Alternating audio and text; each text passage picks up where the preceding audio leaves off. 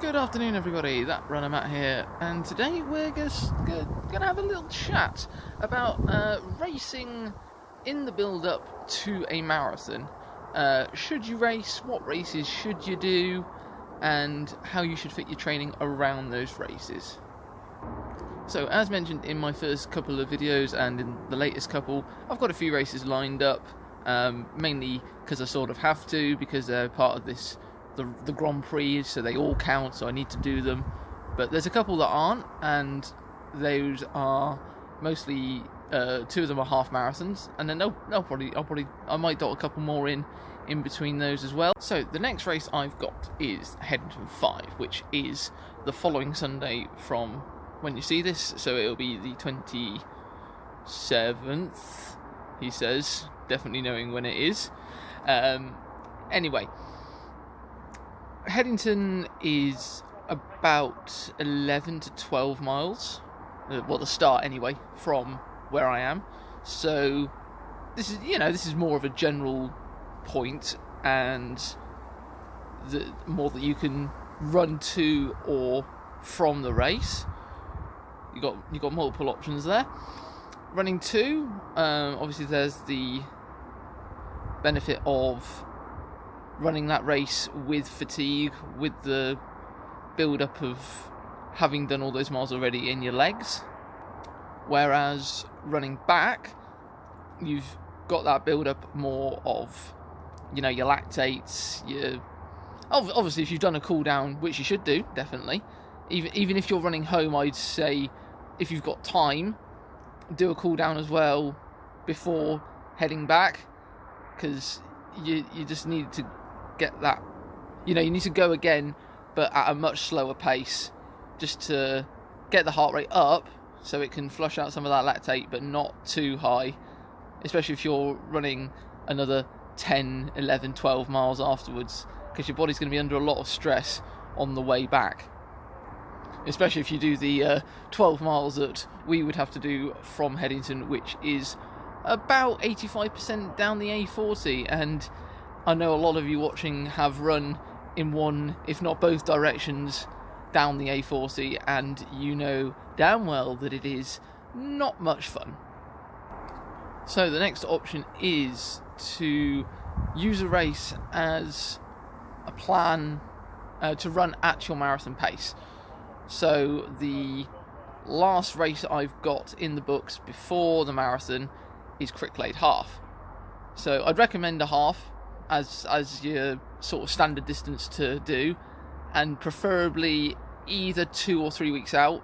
I like to do it on that 2 Sundays before, then I can hit that high mileage week and then do that half on tired legs at marathon pace, not a half marathon pace. Obviously that would be an all-out race, and just see how the legs respond to that stress of doing the mileage and then hitting the ground running on that Sunday, having, let's say we're going to be on about 70 miles by the Sunday for that week.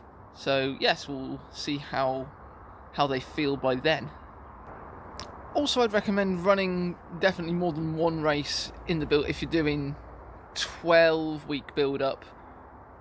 Well, let's just say a race a month. However many weeks you're doing, at least one race per month in your build-up. Obviously, nothing silly. Don't do unless it's unless you've got a coach and they say do it and see what happens. I wouldn't recommend a marathon.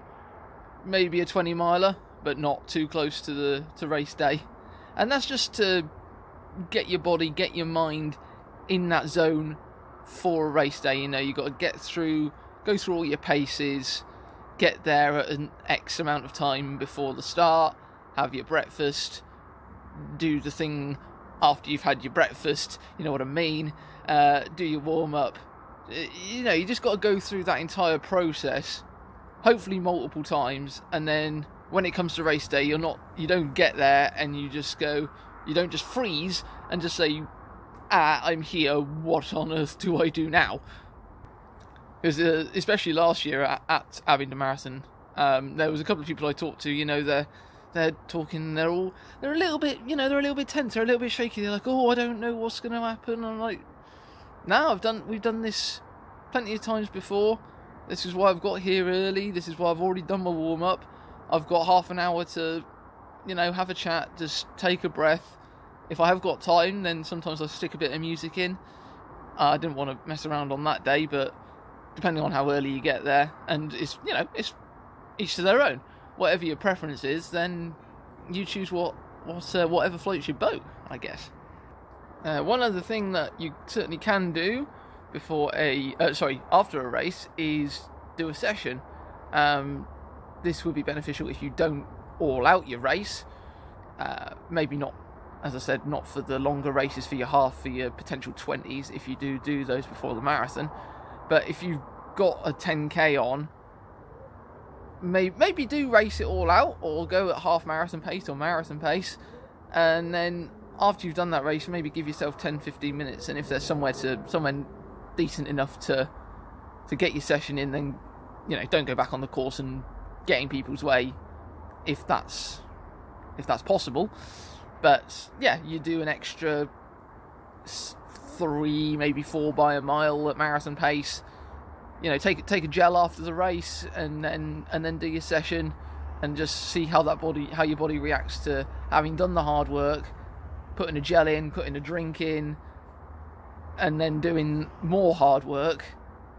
And then that, again, it's just another part of the process of getting to race day and just being as ready as you can without being completely wrecked from all the running. And finally, we've got the back-to-back long run. So that is one that I'm potentially gonna do, because we've got a race on a Saturday in two Saturdays time. No, sorry, not 2 Saturdays time, 3 Saturdays time.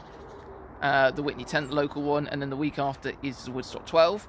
So there's gonna be about 13 to 15 miles on both of those days, and then the next day you get another long run in. You really build up that endurance. You get do at least an hour and a half, I'd say, possibly closer to 2 hours if you can. It just depends where you are in your marathon build-up and your general level of fitness. But it's certainly another option that you can take, and definitely one I'd recommend to certainly more. Obviously you've got to try it at some point, but if you've done 2 or maybe 3 marathons and you're wondering, you're still hitting the wall at 20 to 22, and you're wondering, what can I do to get that extra, maybe the second wind, maybe the third wind, depending on how spent you are. Then that is definitely something I'd recommend. You do the hard race on the Saturday or even the Sunday, if it depends, what your work schedule is, and then you go again for another hour and a half, 2 hours, get at least 13 miles in on the following day. I'm not specifically stating the Sunday, but on the following day, and then just really getting those legs, building that leg strength up for doing multiple long distance runs.